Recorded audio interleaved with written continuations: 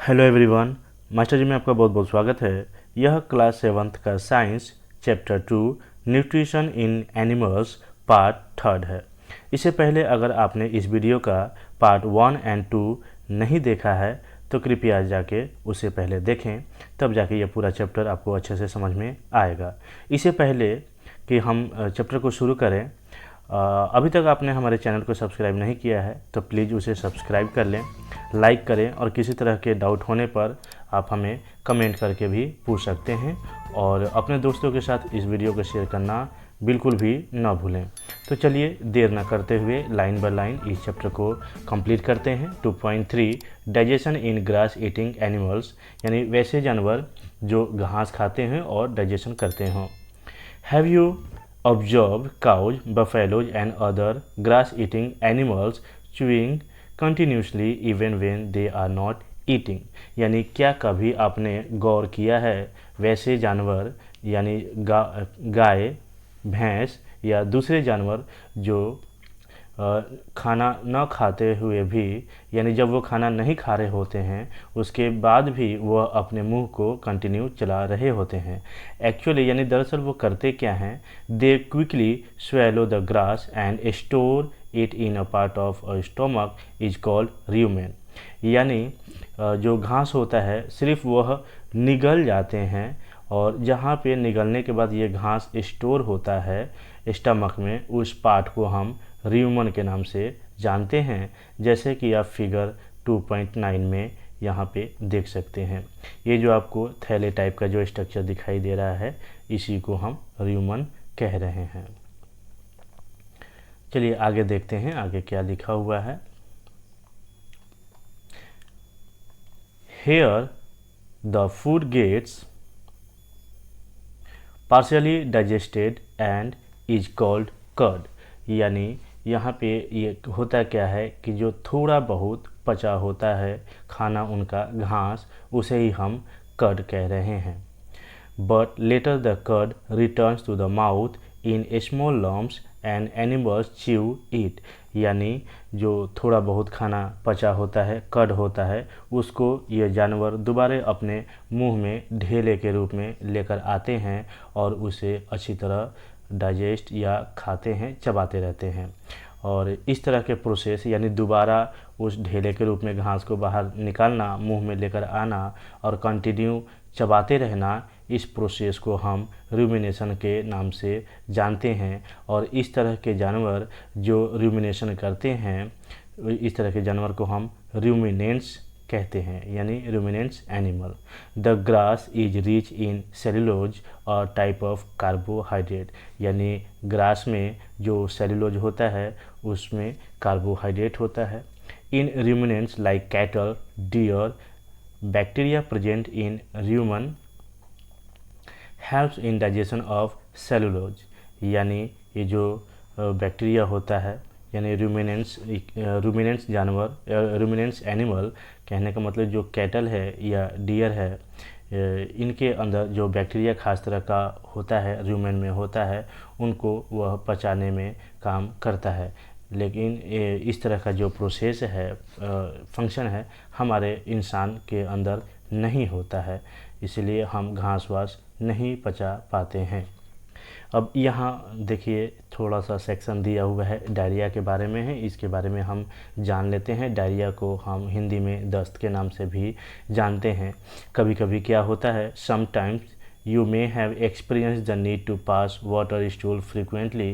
कभी कभी हमारे साथ क्या होता है कि स्वास्थ्य बिगड़ने के बाद जब हम शौच के लिए जाते हैं, सिर्फ हमारे शरीर से वाटर ही रिलीज करता है, यानी वाटरी रूप में निकलता है, जिसे हम स्टूल कह रहे हैं। This condition is known as diarrhoea. इस तरह की स्थिति को हम कंडीशन को डायरिया के नाम से जान रहे हैं। It may be caused by an infection, the food poisoning और इनडाइजेशन। ये जो कारण है यह इन्फेक्शन का हो सकता है, फूड पॉइजनिंग हो सकता है, या अपच हो सकता है, या इनडाइजेशन हो सकता है। It is very common in India, particularly among children. यह भारत में आम बात है, खास करके बच्चों में। यानी बच्चे क्या करते हैं कि उनके अंदर ज़्यादा इन्फेक्शन किसी सही से रख रखाव में ना हो तो उनके अंदर इस तरह के इन्फेक्शन बढ़ जाता है, जिनसे इस तरह के डायरिया बीमारी से उनको फेस करना पड़ता है। Under severe condition it can be fatal, है ना। This is because of the excessive loss of water and salt from the body. कभी कभी हमारा तबीयत ज़्यादा बिगड़ जाता है, कारण है कि हमारे शरीर से ज़्यादा नमक या पानी ज़्यादा रिलीज हो जाता है, निकल जाता है। Diarrhoea should not be neglected. हम डायरिया को ज़्यादा इग्नोर नहीं कर सकते, हमें नहीं करना चाहिए। Even before a doctor is consulted the patient should be given plenty of boiled and cooled water with a pinch of salt and sugar dissolved in it। Doctor को दिखाने से पहले या जो दिखाने के जो बीच में टाइम होता है उसे हमें बर्बाद नहीं करना चाहिए। इस समय हमें क्या करना चाहिए कि पानी को अच्छे से बॉईल करने के बाद उसको ठंडा कर दें और उसमें एक चुटकी नमक और शुगर या 1 स्पून शुगर और नमक यानी सॉल्ट को हम अच्छे से घोल बना लेना चाहिए और उसे बीच बीच में पीते रहना चाहिए, जिसे हम ओरल रिहाइड्रेशन सॉल्यूशन कह रहे हैं, शॉर्ट में कहें तो ORS। अब यहाँ पे पहेली देखिए, जानना चाहती हैं। Paheli wants to know why these animals cannot chew food properly at the time they take it in। यानी एक बार में ही इस तरह के जानवर खाने को अच्छे से चबाकर क्यों नहीं खा लेते हैं, उनको दोबारा निकाल के क्यों खाना पड़ता है। अब बूझो यहाँ क्या कह रहे हैं, बूझो wants to know, बूझो भी जानना चाहते हैं why we cannot digest cellulose like the cattle do। यानी जो घास में सेलुलोज नाम का एंजाइम होता है उसे हम क्यों नहीं पचा पाते हैं। तो इसका आंसर ये होना चाहिए कि हम इंसानों के अंदर रूमेन नाम का जो ग्लैंड है वह नहीं होता है। ग्लैंड किसे कहते हैं, जिसके अंदर से खास तरह का जूस सीक्रेट करता है। ठीक है, आगे हम चैप्टर की ओर बढ़ते हैं कि चैप्टर में आगे क्या दिया हुआ है। हमने यहाँ तक तो पढ़ लिया है। Animals like horses, rabbits, etc. have a large sac-like structure called cecum between the esophagus and the small intestine। यानी कुछ जानवर का अगर नाम लें तो घोड़े या खरगोश, इनका एक खास तरह का यानी थैली टाइप का एक स्ट्रक्चर ऑर्गेन होता है जिसे हम कैकम कह रहे हैं। यह ईसोफेगस और छोटी आंत यानी स्मॉल इंटेस्टाइन के बीच में लोकेट होता है, स्थित होता है। The cellulose of the food is digested here by the action of certain bacteria which are not present in humans. यानी ये जो सेलुलोज डाइजेस्ट हो रहा है यह एक खास तरह के बैक्टीरिया के कारण ही यह संभव हो पाता है, लेकिन ये चीज़ हम इंसानों के अंदर नहीं पाया जाता है, इसीलिए हम घास को नहीं पचा पाते। So far you have learnt about animals which possess the digestive system। अभी तक आपने जानवरों के बारे में या इंसानों के बारे में डाइजेशन के बारे में पढ़ा।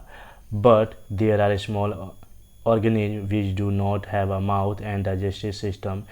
कहने का मतलब कि कुछ ऐसे भी बहुत छोटे छोटे जीव होते हैं जिनके अंदर ना तो माउथ होता है ना ही डाइजेस्टिव सिस्टम होता है। Then how do they acquire and digest food. तो वह फूड कैसे लेते हैं, कैसे इनटेक करते हैं और कैसे डाइजेस्ट करते हैं।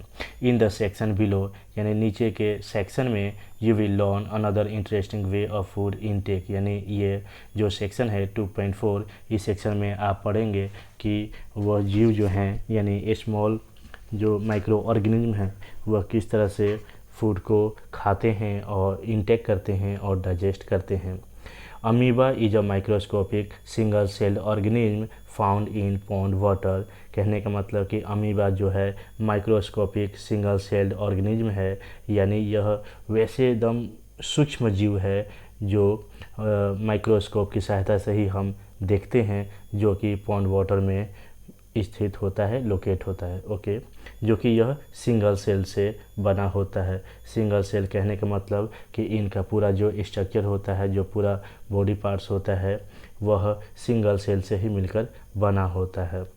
और हम जो इंसान हैं हम लोगों को मल्टी सेलुलर कहा जाता है। यह आपने पिछले चैप्टर में पढ़ ही रखा होगा। Amoeba has a cell membrane, a rounded, dense nucleus and many small bubble like vacuoles in its cytoplasm। कहने का मतलब कि ये जो अमीबा का आप स्ट्रक्चर फिगर देख रहे हैं, ये आउटसाइड वाला जो लाइन आपको दिख रहा है इसे हम सेल मेम्ब्रेन कह रहे हैं, और ये जो बीच का ये सभी साइटोप्लाज्म में दिख रहा है इसके अंदर बबल्स लाइक का होता है जिसे हम न्यूक्लियस कह रहे हैं। इसमें क्या होता है आगे देख लेते हैं।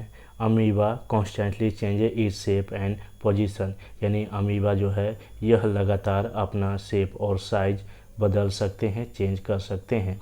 It pushes out one or more finger like projection called pseudopodia or false feet for movement and capture of food, यानी यह फिंगर की तरह यानी उंगली की तरह एक या एक से अधिक अपने भोजन की तलाश में निकाल सकते हैं, जिसे हम ये जो फिंगर टाइप का जो आपको दिखाई दे रहा है इसी पार्ट को हम सीडोपोडिया के नाम से जान रहे हैं या फिर फॉल्स फीट के नाम से जान रहे हैं।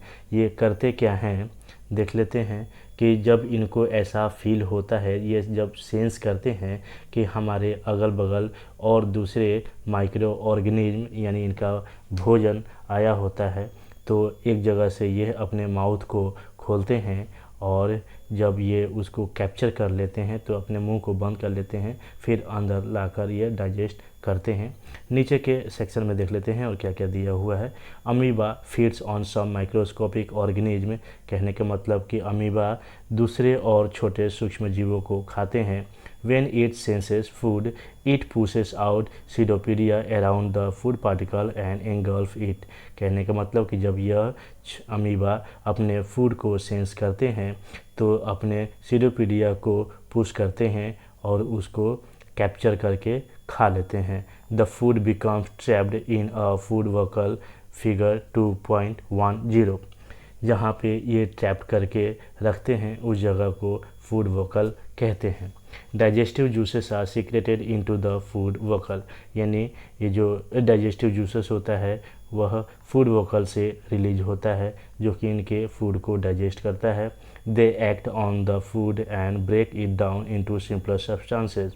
उनको यह कॉम्प्लिकेटिव सब्सटेंसेस से तोड़कर सिंपलर सब्सटेंसेस में कन्वर्ट करते हैं, ये जूस जो वोकल फूड वोकल से रिलीज होता है। ग्रेजुअली यानी धीरे धीरे क्या होता है, the digested food is observe, यानी जो भोजन को इन्होंने पचाया उसे इनका शरीर बॉडी ऑब्जर्व कर लेता है। The absorb substances are use for growth, maintenance and multiplication, यानी जो ऑब्जर्व किया हुआ सब्सटेंस है उनको ये क्या मदद मिलता है, ग्रोथ करने में, मेंटेन खुद को करने में और मल्टीप्लिकेशन करने में, कहने का मतलब कि अपने ही जैसे को रिप्रोड्यूस करने में। The undigested residue of the food is expelled outside by the vocal. अब जो अपचा जो भोजन है यानी अनडाइजेस्टेड जो फूड है उसे यह वोकल के थ्रू यानी एक्सपेल्ड कर देते हैं, बाहर निकाल देते हैं। The basic process of digestion of food and release of energy is the same in all animals. कहने का मतलब कि जो बेसिक प्रोसेस है, प्रक्रिया जो है डाइजेशन का यानी डाइजेशन ऑफ फूड का, ये तकरीबन सभी जानवरों में समान होता है और इनसे मिलने वाले energy. Okay, in a later chapter, बाद के चैप्टर में आप पढ़ेंगे द ट्रांसपोर्ट ऑफ फूड। ये क्या होता है, observe by the intestine and various parts of the body, यानी आगे के चैप्टर में आपको पढ़ने को मिलेगा ट्रांसपोर्ट ऑफ फूड। यदि जब फूड को हम डाइजेस्ट कर लेते हैं तो हमारा जो इंटेस्टाइन है उसे ऑब्जर्व करता है, जो कि हमारे पूरे शरीर में किस तरह से ऑब्जर्वेशन होता है या डाइजेस्ट होता है। तो इस चैप्टर में मैं क्या करूँगा कि डिस्क्रिप्शन बॉक्स में ये जो भी कीवर्ड्स दिया है इसको मैं डेफिनेशन के रूप में करके दे दूँगा, आप जाके डाउनलोड करके देख सकते हैं। तो मिलते हैं अगले सेक्शन में इस चैप्टर के क्वेश्चन आंसर में, तब तक के लिए नमस्कार।